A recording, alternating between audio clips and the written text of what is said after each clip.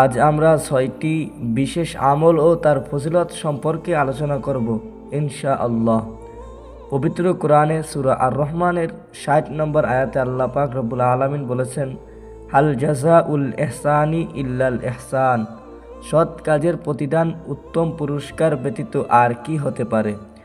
এই আয়াত দ্বারা বোঝা যায়, মানুষ ছোট বড় যে কোনো সৎ কাজ করবে, আল্লাহ তাআলা তার জন্য পরকালে উত্তম পুরস্কার রেখেছেন।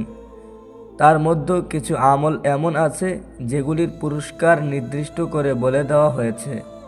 যেমন সহিহ মুসলিমের 2699 নম্বর হাদিসে সাহাবী আবু হুরায়রা রাদিয়াল্লাহু তাআলা আনহু হতে বর্ণিত আছে, নবী করিম সাল্লাল্লাহু আলাইহি ওয়াসাল্লাম বলেছেন, যে ব্যক্তি কোনো মুমিনের দুনিয়াবি বিপদ ও দুঃখ কষ্ট দূর করবে, আল্লাহ তাআলা কিয়ামতের দিন তার বিপদ দূর করে দেবেন। 2, যে কেউ কোনো অভাবগ্রস্তের সহযোগিতা করবে, আল্লাহ তাআলা দুনিয়া ও আখিরাতে তাকে সচ্ছলতা দেবেন। 3, যে ব্যক্তি কোনো মুসলমানের দোষ ত্রুটি গোপন রাখবে, আল্লাহ তাআলা দুনিয়া ও আখিরাতে তার দোষ ত্রুটি গোপন রাখবেন। 4, মানুষ যতক্ষণ তার কোনো ভাইয়ের সাহায্য করায় মশগুল থাকে, আল্লাহ তাআলা ততক্ষণ তাকে সাহায্য করতে থাকে।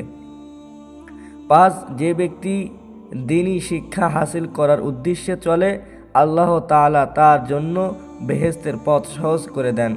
6, মানুষেরা যখন আল্লাহর কোনো ঘরে একত্রিত হয়ে কুরআন পড়ে এবং তারা একে অপরকে কুরআন শিক্ষা দেয়, তখন তাদের অন্তরে আল্লাহর পক্ষ থেকে প্রশান্তি নেমে আসে। সুবহানাল্লাহ।